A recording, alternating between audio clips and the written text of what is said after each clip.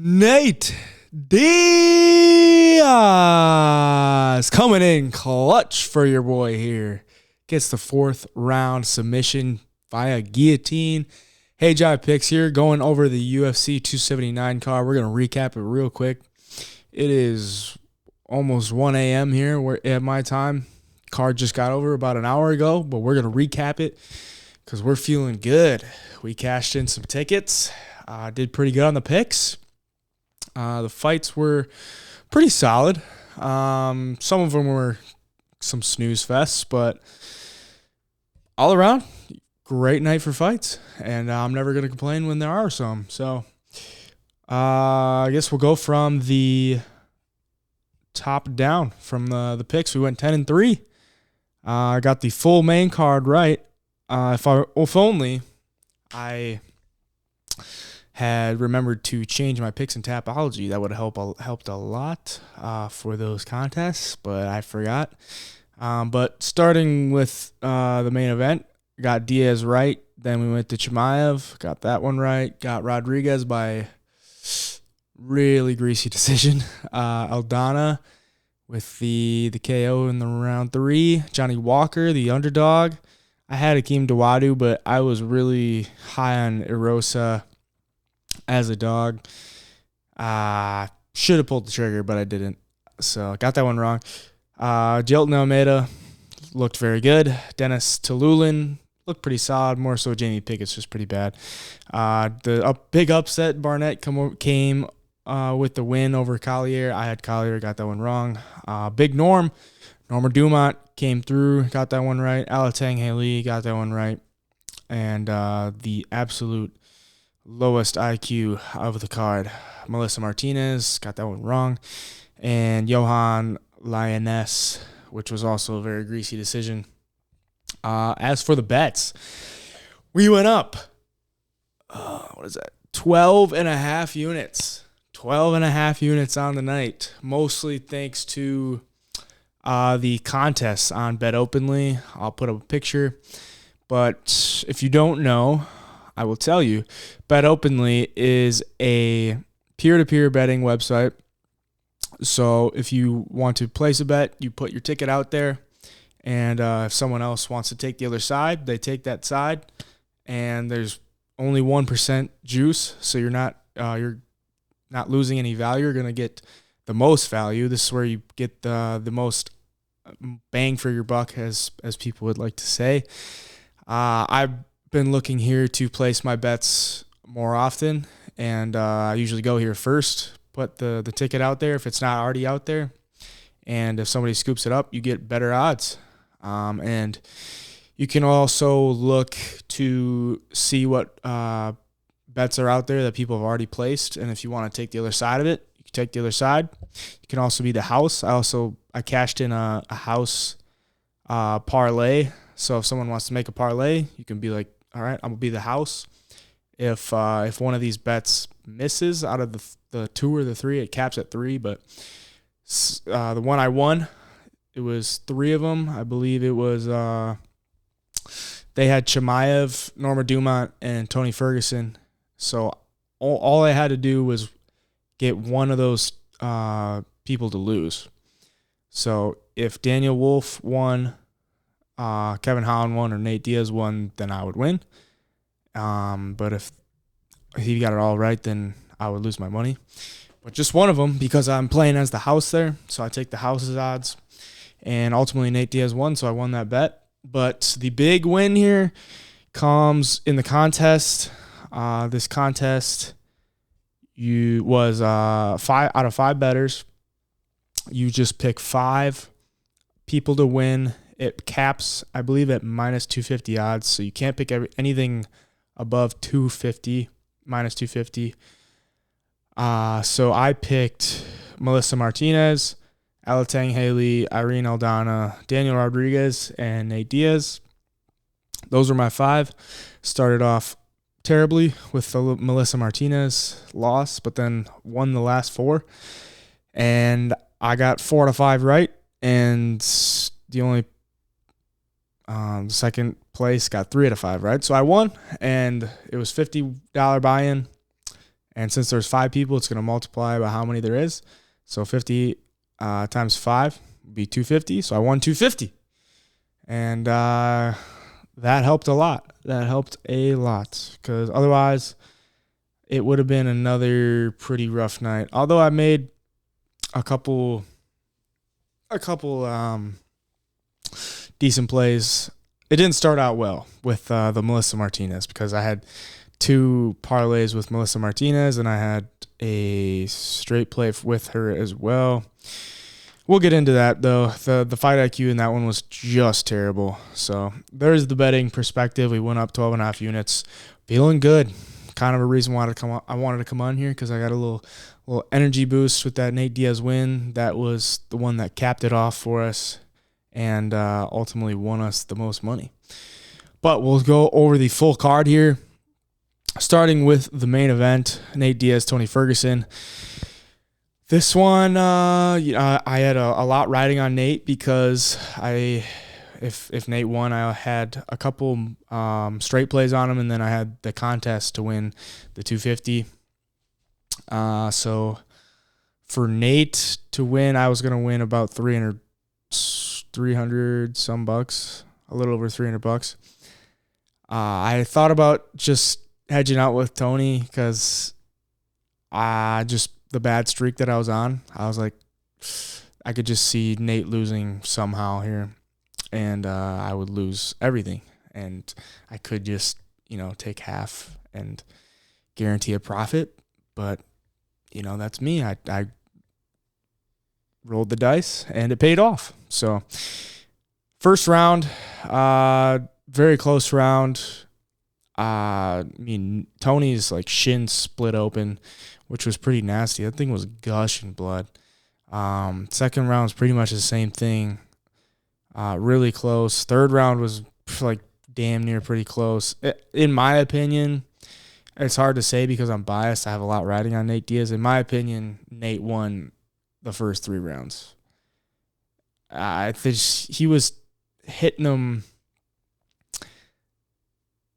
in the face. I mean, yes, leg kicks are pretty detrimental, but as a judge, you're going to react more to a really, if someone's getting peppered in the face more than peppered by leg kicks. So in my opinion, Nate Diaz was winning the fight. I also had him by decision, but obviously that didn't hit. Really, Tony could not touch Nate's face. If you touch Nate's face, it's going to start to gush blood because he's got so much scar tissue. And that thing's it's going to open up. And Nate was, clean after the fight. He busted up his legs, but his face was, pretty clean. Tony's boxing was not very good. He really just had the low kicks the entire fight. Even, his elbows. He wasn't, just on the feet in general, in the striking department, Tony didn't look very good. He looked very inaccurate, very, he didn't really have a plan. Honestly, that could be, I'm sure it does have a lot to do with taking this fight on 24 hours notice and fighting a completely different person. But, yeah, round 4, kind of the same things happening. Nate's kind of starting to turn up a little bit, and then Tony tries to dive on a takedown and ultimately just sticks his head right into the guillotine. And that is that. We cash our money. Nate Diaz says he's going to go own another sport, whatever that means. Most people would think that's boxing. I would think that's boxing. Probably wants to get a pretty big bag. He's going to be busy with his new promotion, Real Fight Inc., I believe that's what it's called. But yeah, a pretty decent main event. It wasn't that exciting of a fight. If this was 2 people or 2 names that aren't really that big, people would have been booing, to be honest. But Diaz had his antics, but they weren't really. If Diaz fought Shamayev would have made him, I don't know what he would have done to him. That would have been really bad. Very, very rough. Nate looked like he was in really rough shape. He had like a belly, bro. It didn't look good. But he gets the win. We'll keep it moving, though. I don't want to make this too long. Hamza Shamayev, Kevin Holland. This one was freaking like, who the hell wants to fight Hamza Shamayev? And how the things Shamayev would have done to Nate Diaz, like the disrespect that he would have done to him. I'm glad we didn't see it. I'm glad we did not see that, because I don't know that people could handle that. That would have been rough. Shamayev comes out. Holland's trying to touch gloves, and Shamayev dives on a takedown, and that was pretty much that. I mean, Kevin Holland tried to roll around with him as much as he could, and that was that. Like, Shamayev is just so damn strong and so like composed. Like it feels like he's always in control when he's on the ground.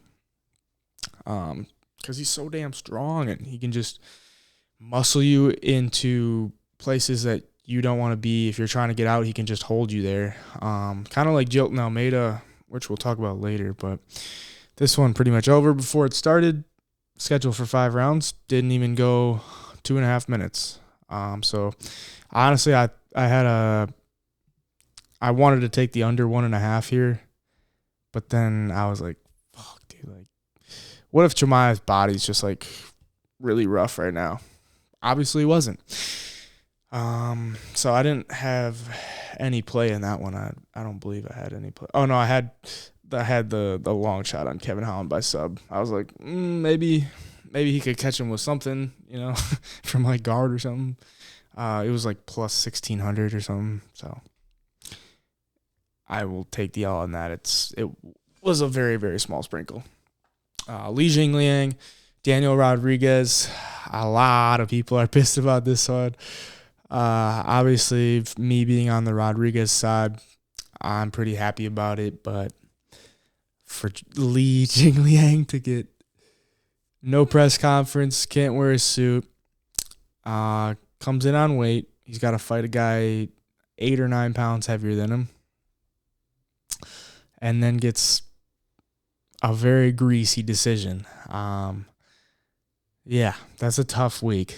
Not even a week. Tough couple days. Like, bro. And he's still smiling. That's the thing. That's the thing about Li Jingliang. I don't know if it's because he can't really understand, like, English or something, but he's always smiling. And it's like someone could call him the worst names in the world, or like his dog could die or something like that, and he'd still be out there just like happy. A man we must protect, Li Jingliang. I mean, in my opinion, rounds 1 and 2 are very close. Could go either way. Round 3, I thought D-Rod took round 3. So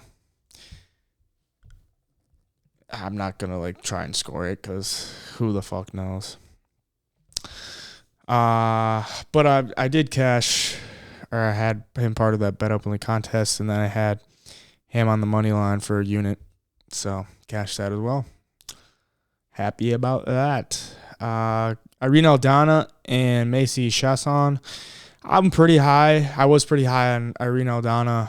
I wanted to be even higher on her because I thought she's just much better on the feet, much more experienced, and she's just a much more crisp fighter on the feet. She can handle herself on the ground. Yeah, just more athletic too. And I wanted to be more on her for the fact that Macy Chasson was going to have to make 135, but then she didn't. She only had to make 140 because it was catch weight. So that kind of hurt my confidence a little bit, because I know that's a really hard cut for her. And I figured she would fade as the fight went on. Or maybe her chin would be a little compromised from the weight cut. But round 1, Irene Aldana pretty much submits her. Macy Chiasson hits the tap when she gets Aldana's got her arm, but the ref couldn't see it, and then her arm must have gotten a little bit free, so then she stopped tapping. And nearly gets finished again at the end of the first round from hammer fist. And then in the second round, she comes out like a bat out of hell and wins the second round. So it could have been 10-8 round one for Aldana. It could have been 10-8 for Chiasson round two. So who the hell knows where the scorecards are going into round three. And I'm kind of puckering here because I'm like, fucking A. Like I needed Aldana for the Bet Openly contest as well. So yeah, I'm kind of puckering here, and then that just weird sequence where Aldana hits her with the up kick, not really the up kick, but the hammer kick from the bottom to her liver, and she falls. And I don't know, like nobody really knew what the hell happened at first. I think people thought maybe it was like a nut shot, like she was gonna have to like let her recover or something, but obviously she don't got nuts. So Herzog, I believe it was Herzog, Jason Herzog, waves his hands, and then people are just like still kind of standing there like, what's gonna happen? But he called the fight, and she was obviously very compromised from the liver kick, and Aldana gets the win by KO/TKO. I was really eyeing up that prop too, but it was plus 350, and God, it's so hard to have confidence in women's MMA knockouts. It's very hard. So I did not, but I had her on the money line. Yeah, I had her on the money line. So cash that. Johnny Walker, Iwan Kudalaba. I don't know how the fuck Iwan Kudalaba is like a minus 200 favorite over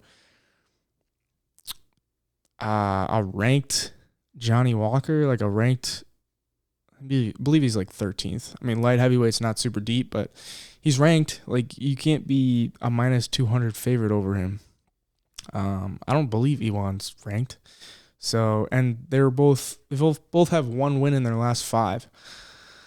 So I didn't get to Johnny Walker on the money line, but I did have him by KO, and of course he subs him. So I got Johnny Walker right for the prediction, but I didn't cash my bet, and I'm kind of pissed I didn't just take him on the money line. But for Iwan Kudalaba, bro, like, it's proven your thing's supposed to be wrestling. You're supposed to have like a dominant ground game because your striking's really not crisp at all. It's more just like a mauling type. And you're supposed to be a good wrestler. And you've been submitted in your past 2 fights. So wrestling might not be the move for you. Yeah, I would get back in the lab and figure out a new game plan or something. For Johnny Walker, I wouldn't be too happy. I mean, you could be happy about it, but I wouldn't be, thinking you're the shit for submitting Iwan Kudalaba. So, but I mean, it was nice. It was nice. I'll give him credit for that. Akeem Dawodu, Julian Erosa. This one was fucking tough, man. Like, I had Erosa inside the distance at the plus 380, and then I had for the whole fight to not go the distance at plus 110. I got in it pretty early. I know it switched to like minus 120 or minus 130. I had plus 110 for a unit. And Julian Erosa just dominated this fight. Like, on the feet in the first round, piecing Dawodu up. Dawodu looked flat straight up. He missed weight by like 4 pounds. And he looked really flat. Erosa looked sharp. Second round, completely controlled him in the grappling department. And then in the third round, he's got 2 rounds banked up. So you would expect you expect Dawodu to come out looking for a finish. He's not. He looks like he's just there, like he's not even like trying to win. So Arosa's going to play a little bit safer, and then eventually gets a takedown. And not really, I mean, Arosa had his back for a good amount of this fight. Let's see how much control time he had. 4 minutes and 22 seconds of control time. A lot of that was straight up on the back with a body lock with the legs. So it was almost there. I mean, it was almost there inside the distance for Julian Arosa, but it wasn't. Dawodu defended it pretty well from the back. But that's really all he did was defend. Arosa looked good. And I also wanted to take him as a dog too. But I didn't get there. Tough one. But it is what it is. Jelton Almeida, Anton Turkalj. Almeida is the real deal, man. This guy is massive, shredded, strong, amazing grappling. Like, he got a takedown on Anton within, 10 seconds?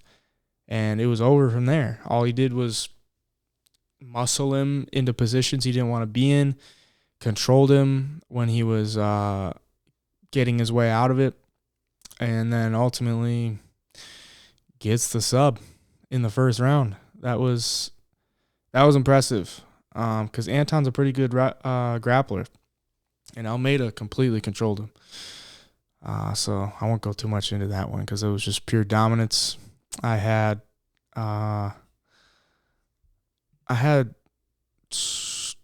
Almeida inside the distance in the parlay that got screwed by Melissa Martinez.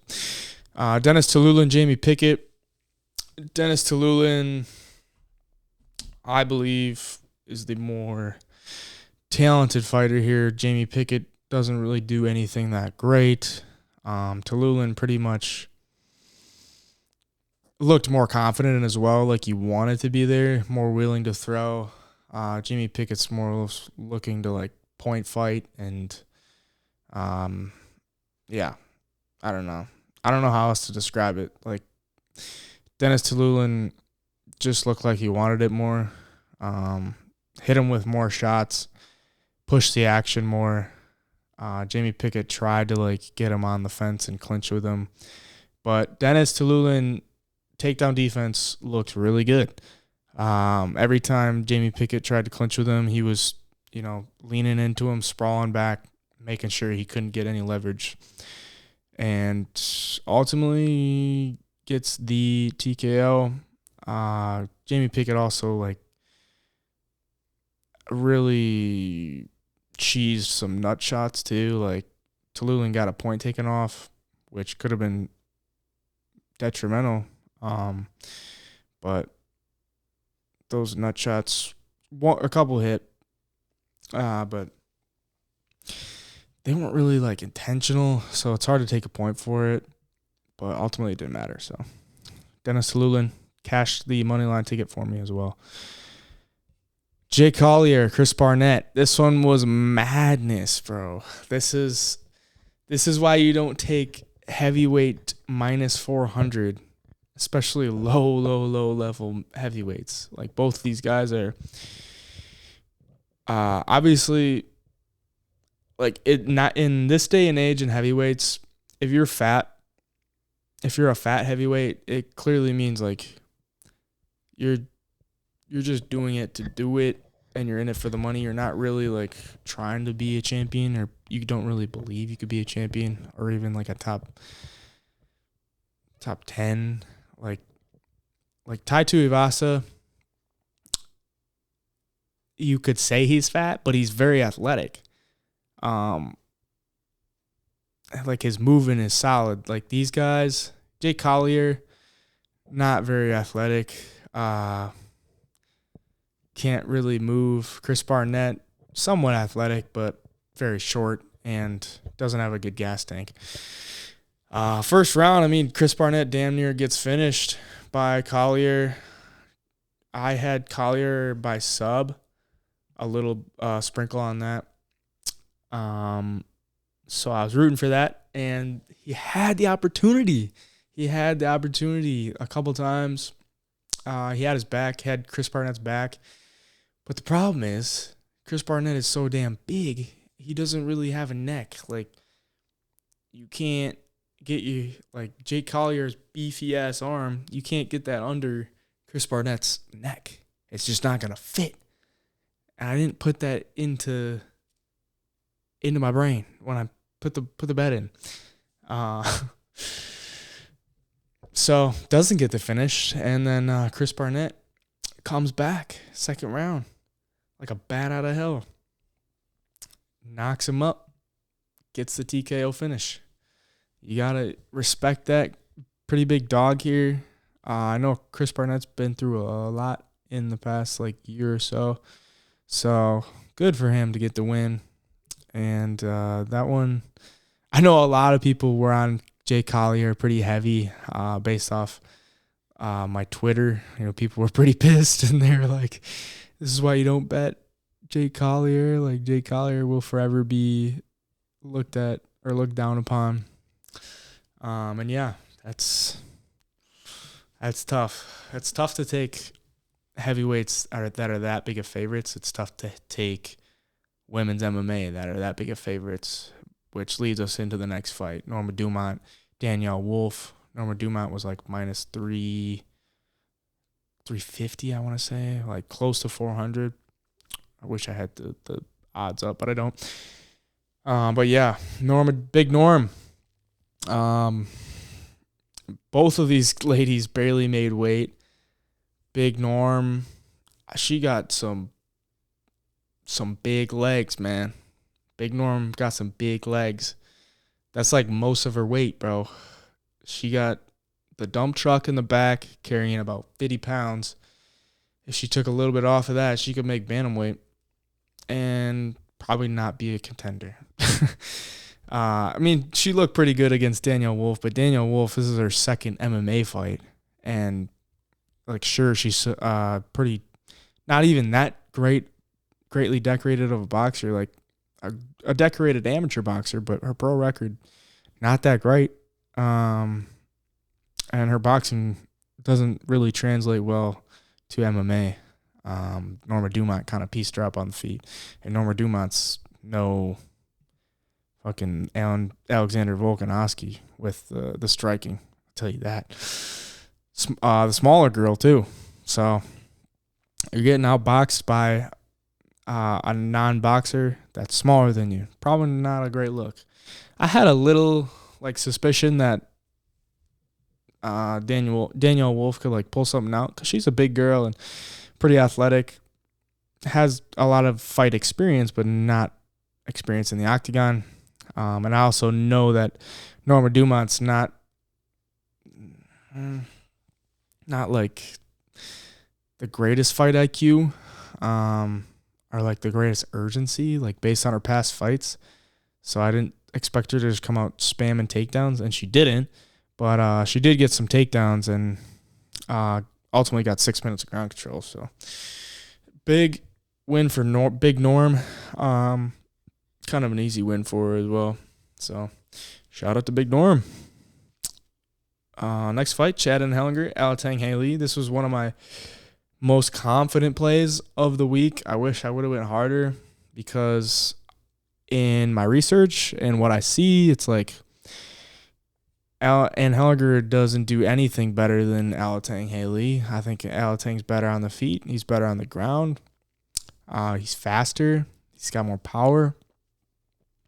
At pretty much every category, Alatang Haley's better. And he proved it. First round, he's piecing him up. Pretty clear first round for Alatang Haley. He's just being very patient. He's not trying to open himself up to some crazy counter, like in Hellinger's last fight against Jesse Strader.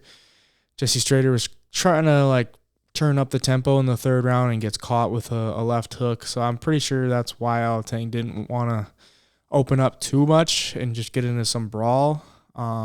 So doesn't get a finish in that one, which is fine by me. I didn't have anything on that, but gets the unanimous decision, wins all 3 rounds. Good win for Altang Haley. Chad and Hellinger. Win streak snapped. And I cashed my ticket on Alatang. Women's strawweight, Melissa Martinez, Elise Reed.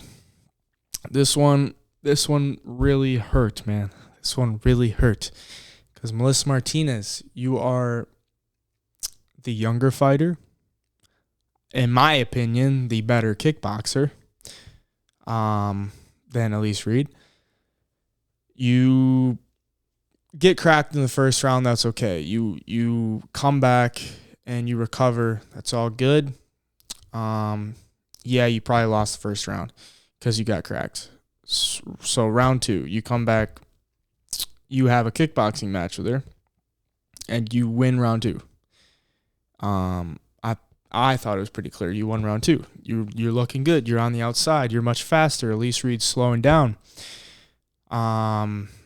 You look pretty fresh. You don't look phased at all by the crack right hook that you took in the first round. You look good. You look fresh. You're ready. Third round, you're doing the same thing you did second round, piecing her up, right? Staying to the outside, going in and out. Elise Reed, flat-footed, looks tired. And then you go for a takedown. And you get a takedown. And then she kicks you off of her. And then you continue to clinch. And then you get taken down. And then you get controlled. And then you lose the third round. And then you lose the fight. And then I lose my bets. And then everyone loses except for Elise Reed and Elise Reed backers. So that's a tough one. If you were... Yeah, I mean, so women's MMA, out of the 3 fights, one of them came through. And unfortunately, it was the one I had the most investment in. So that's tough. But, if Melissa Martinez just stays on the feet there, I think she wins round 3. She wins the fight. So that is what it is. But we'll move on to the last fight here. Darian Weeks, Johan Linus. Not going to go too much into this one. This one was really, really greasy. Could have gone either way. Like, all the rounds were pretty much the same. I had Lioness for the sake of the channel, and I had been thinking I want to change it to Darian Weeks just based on he's pretty durable and he's got good cardio. But ultimately, it was like, it looked like he was afraid to engage too much on Lioness. Damn. Looking at these strike numbers, this was a terrible fight. Lioness, significant strikes, 23. Darian Weeks, 44. That's a rough fight. 23 significant strikes in 15 minutes. That's bad. And it wasn't, like, pretty much the whole fight was standing up. That's tough. To lose to a guy that landed 23 significant strikes and had 17 seconds of control time. That's a tough one. Yeah. I will admit that. For anyone that backed Weeks, that's a tough one. Let me look at the D-Rod Xinglang numbers. Yeah, I mean, D-Rod outstruck him, so it's a little tougher to be mad about that one. But I'd be pissed if I was a Weeks better. But Weeks should have pushed the action more. Like, yeah, I don't know. That's greasy MMA. Correctly priced pick 'em there. Yeah, I don't want to talk about that one anymore. But yeah, overall pretty good card. Thank God we got back on the winning train with the 12.5 units. Thank the Lord. We had a couple rough weeks. I believe it was like 4 straight losing weeks before that. But we get a good amount of that back with the wins this week. and 10-3 on the official picks. Not too bad. Not too bad at all. Yeah, so we got, I believe, Sandhagen Song Yadong in the next week. Pretty excited for that one. That one's actually a really good card. I believe Giga Chikadze and Sadiq Youssef got scratched from that one. That was going to be a really good fight. But you got... Oh, damn, it's really not that great anymore. Anthony Hernandez, it's okay. Chidi and Jokawani, Gregory Rodriguez. Javid Basharat, interested to see him fight again as well. But the main event, Sandhagen Song Yadong, is going to be good, man. That's going to be a good one. Should be an absolute banger, and I am excited to watch some film on that. And I'll be getting that full card preview to you very soon. Thank you for watching. Please go check us out on TikTok, Twitter, Instagram, at HeyJivePicks. Been trying to put out a lot of TikToks for y'all. I try to post on Twitter what I'm picking, if I'm picking anything randomly and everything. But just go get a follow, and you'll get whatever I'm doing on there. So thank you for watching. Thank you for liking, subscribing, all that good stuff. Hey Job Picks here. I will see you in the next video.